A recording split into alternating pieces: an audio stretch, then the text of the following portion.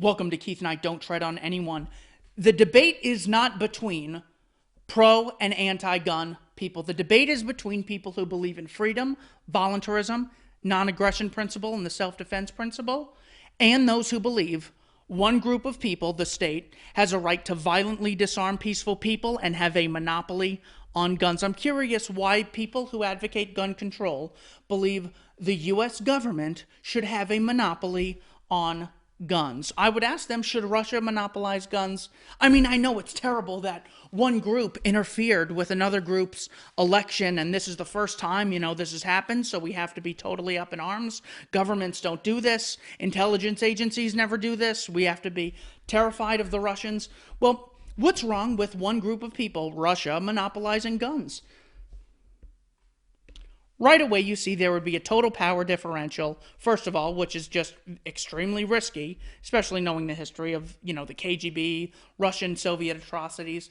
But also, does one group of people, rather, have the right to forcibly disarm millions of peaceful people? Well, if the Russian government doesn't, does the U.S. government? What about the Koch brothers? Ooh, the terrible Koch brothers we got to be terrified of because they use their money to influence.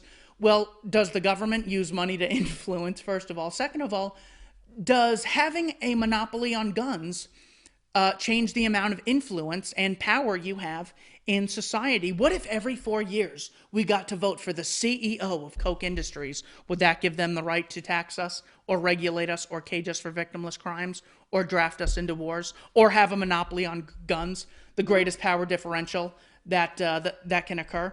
Well, should one race have a monopoly on guns? I think that is probably one way that you can communicate this to gun control advocates who are so racist and obsessed with skin color. It's insane.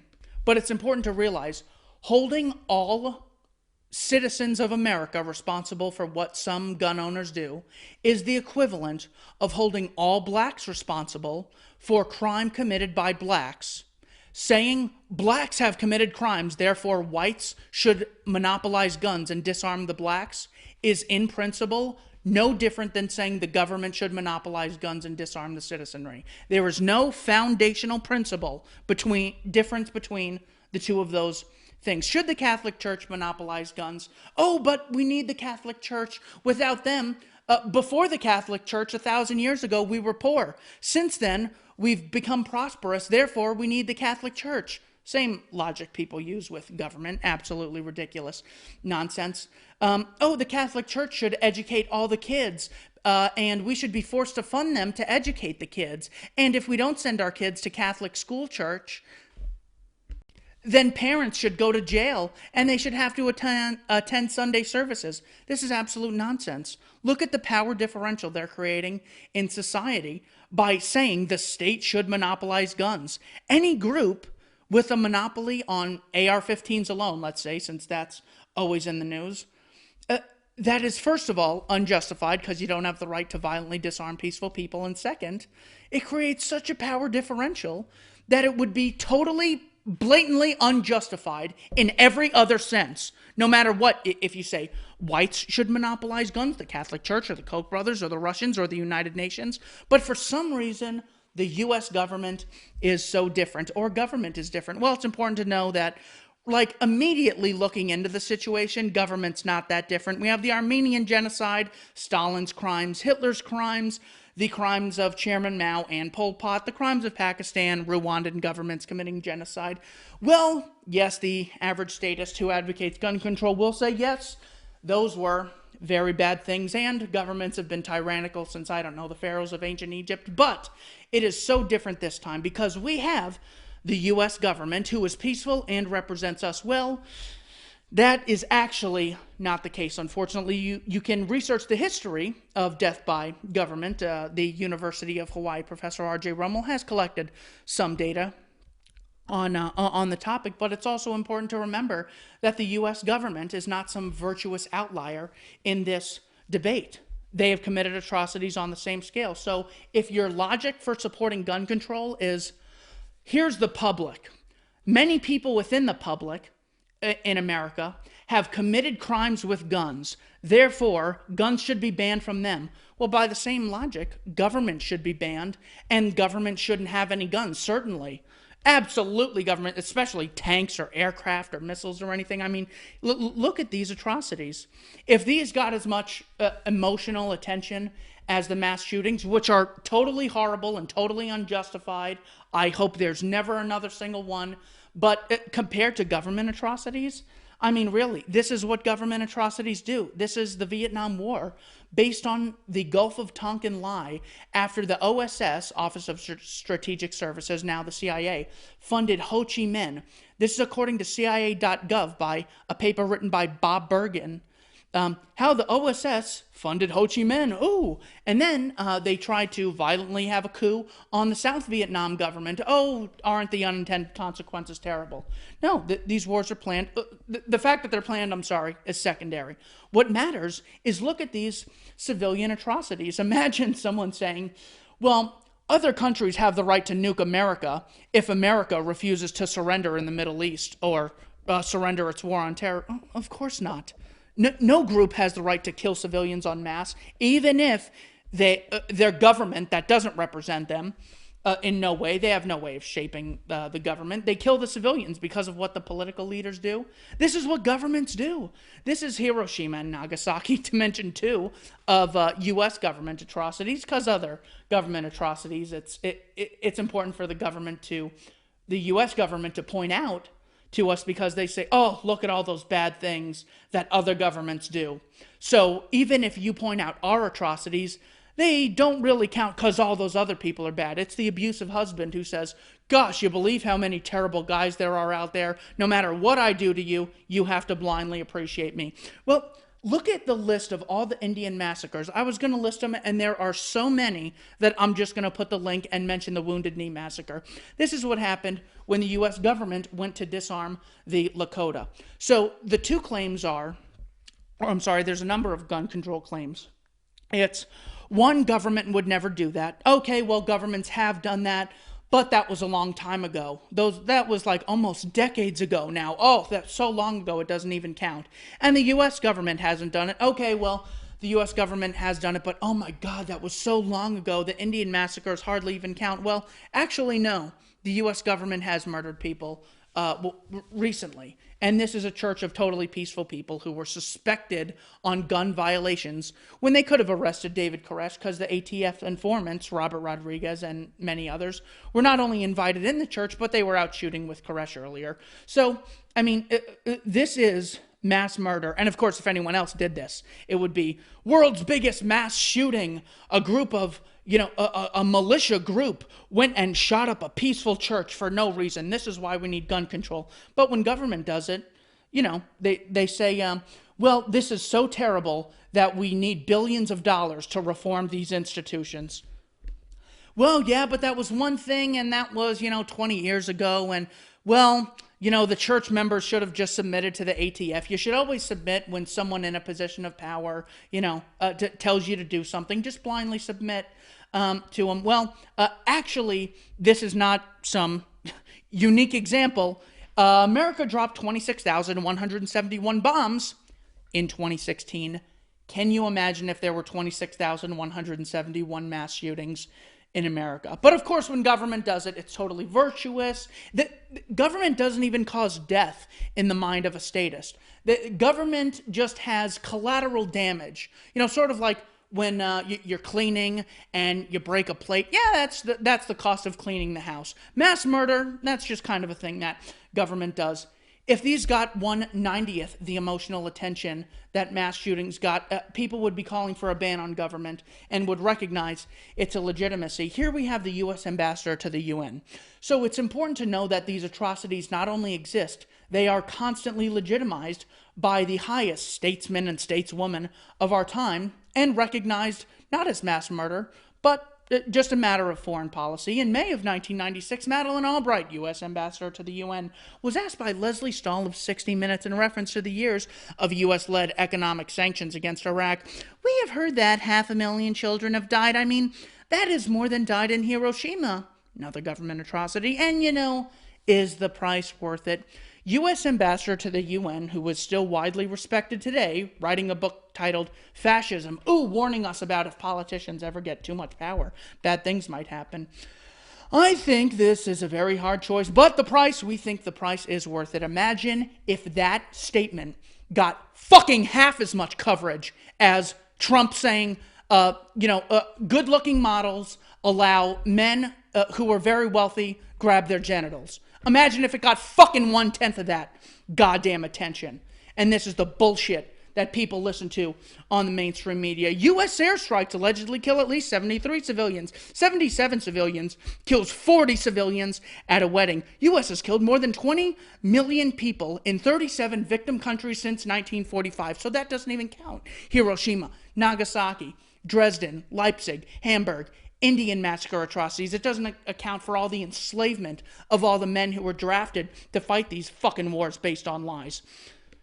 ABC News, U.S. drone strike kills 9 civilians. U.S. soldier kills Afghan civilians in shooting rampage. Not to mention collateral damage. The Chelsea Manning videos that Julian Assange released. And Julian Assange is in prison. So again, it's not just that these things occur, because they also occur in the private sector. It's that they occur, they're legitimized, so they're encouraged to occur more often, because they realize that anyone who has the halo of authority, it's not murder when they do it, it's just war. If only the other side would surrender and give the U.S. government everything they want. Well, even that doesn't count, because the Taliban said, we'll hand you over bin Laden so long as you don't invade Afghanistan. And Bush, in his book Decision Points, the chapter titled Afghanistan, brags about how he didn't take the deal and how cool and tough he is. Nearly 90% of people killed in recent drone strikes were civilians, Huffington Post. The Kandahar massacre, another U.S.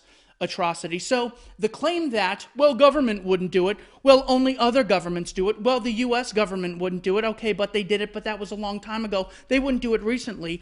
None of those bullshit gun control arguments are justifiable. So what they say is, well, we don't need guns to fight the state, we just need to pass laws and protest the government and really express our lack of satisfaction. Now, public support, even amongst a disarmed populace, if they don't recognize legitimacy, is still extremely strong. They're correct about that. However, if it doesn't matter if government has all the guns, that should apply 50-fold to mass shooters. Just pass laws against mass shooters and protest mass shooters. This way they stop happening. Because that apparently is the logic of how you stop government from committing atrocities, and why it doesn't matter if government has guns. So then, of course, that logic would apply to mass shooters as well, but of course not. And then another response by the gun control crowd is, citizens can't take on the U.S. government. Well, there was Operation Rolling Thunder, the title of a gradual and sustained aerial bombardment campaign conducted by the U.S. 2nd Air Division, U.S. Navy, and Republic of Vietnam Air Force against northern Vietnam. Took place from 65 to 68. This was after expelling the French colonists. So the claim is, well, sort of a guerrilla army can't beat, a government army, that has funding and all this stuff, which of course is just an argument against taxation and why all funding should be voluntary.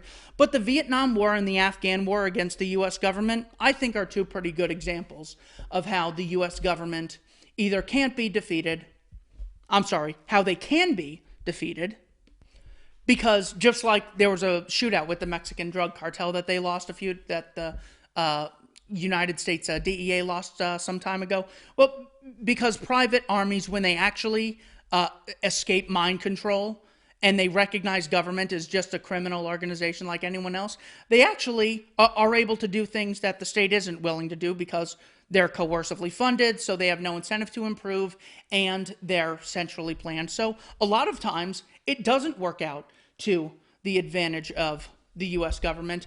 Another case of non-government forces taking on a big government is the Soviet Union in Afghanistan in 1979, or when the French ruled Algeria till 1962, or the American colonists against the British Empire, or the Irish in 1919 against Great Britain. Obviously, with Israel, you have Hezbollah in response to Israeli aggression. So again, it's not clear. First of all, that might be the ultimate argument. Well, you can't take on the state. That is the ultimate argument for disarming the state and banning government. Second of all, it's also not clear that apparently everyone becomes a psychic. I know for a fact you can't take on the U.S. military because they're so smart and they're so efficient.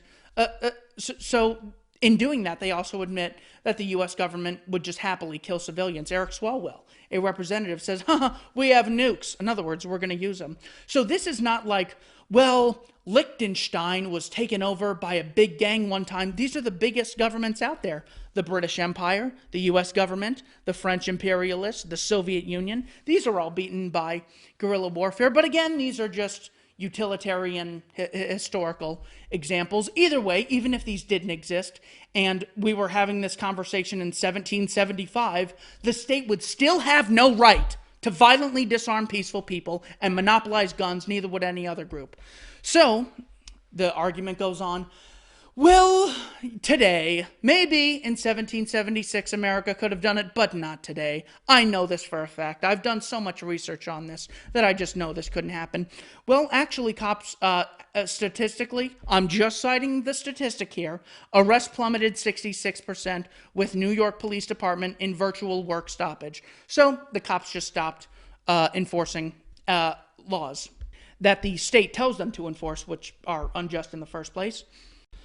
NYPD traffic tickets and summons for minor offensive have dropped off by a staggering 94% following the execution of 2 cops. So in other words, this was like, I think it was 1 or 2 guys got the entire New York Police Department to stop enforcing laws. I'm not saying this was good. I'm actually saying this was probably a bad thing because it got no one to embrace the non-aggression principle. I'm saying this was totally not the right thing. I'm not happy that this happened. I'm saying the claim that, well, the U.S. Citizenry, even a well-organized private voluntary militia, can't take on the government. The New York Police Department, after de Blasio is inheriting all the Rudy Giuliani, law and order, all the military weapons that they have, they completely stopped enforcing these minor offensive after 1 or 2 guys killed 2 officers, and the citizens don't have the ability to stop government with guns. I mean, this is just a real-world example. I take the statist expression, if the people can't stop the government, they have a ton of guns and they have a police and a military, and I'm just saying that is not true. Here is a case.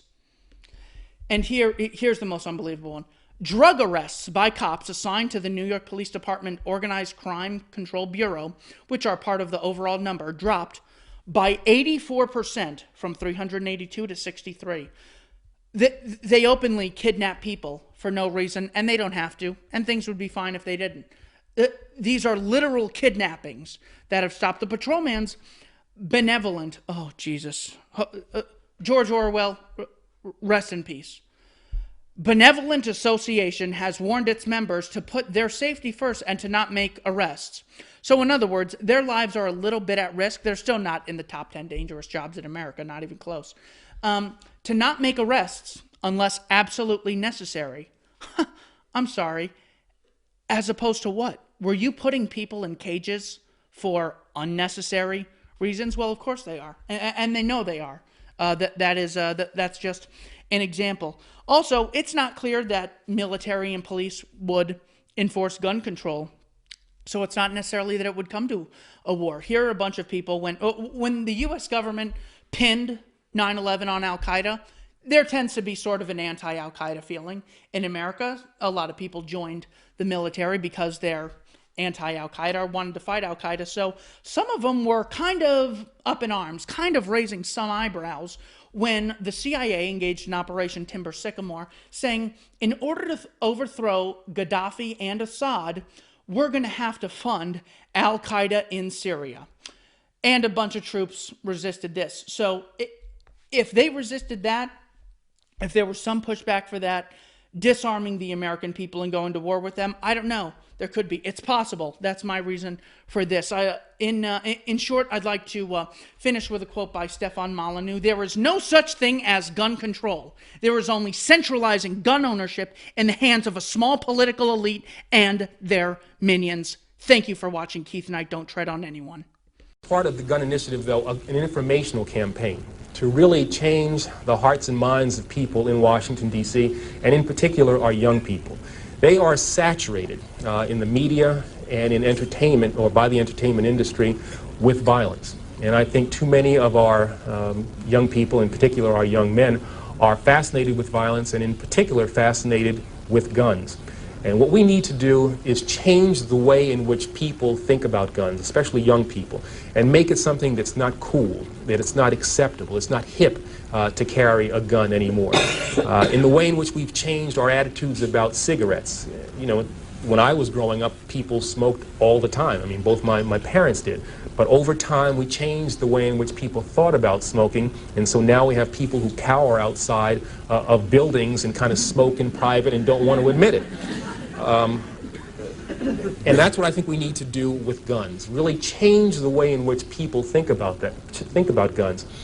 Now, this is not going to be something that's very easy to do because we are, quite frankly, fighting something that appears, you know, every day on television, on the radio, in our popular music, in movies that these kids are exposed to. It will be an effort that will entail things that I'm really not familiar with. I think I'm a pretty good lawyer, but we need to get really innovative, creative things that are going to grab the attention of these kids and change, as I said, the way in which they think about guns. And so what I've asked is that the creative community in Washington, those ad agencies that create these snappy ads and make me buy things that I don't really need, devote that talent in a more constructive way so we can get at the minds of these young people. This informational campaign, I've also called on the newspapers and the television stations to devote to us time and space so that we can get these ads, so we can use these spots, and not to give us 1, 2 o'clock in the morning ads when nobody's watching, but at the time when people, particularly young people, are watching television, so that when they're watching, you know, the Fresh Prince of Bel-Air or Martin or whatever else they watch, and yeah, I watch those things once in a while, so that they'll see these ads and they'll be grabbed by these ads. I've also asked people who have influence over youngsters, entertainers, athletes, to be involved in this program as well. But not only them, community leaders, Jesse Jackson, Mayor Barry, people who have credibility with young people should be on the television, on the radio, as much as we possibly can, and telling these youngsters that it's wrong to carry a gun, and that if you have information about people who are carrying guns, you've got to share that with Chief Thomas and with his people as well. I've also asked the school board to make a part of every day some kind of anti-violence, anti-gun message. Every day, every school, at every level. One thing that I think is clear with young people and with adults as well is that we just have to be repetitive about this. It's not enough to simply have a catchy ad on a Monday and then only do it every Monday. We need to do this every day of the week and just really brainwash people into thinking about guns in a vastly different way. We also want to have a hotline that we will set up and have the number of that hotline that would just go out there, and that would be something that people would have emblazoned in their minds so that when they see a gun or become familiar about the facts of a gun crime, they would call that hotline.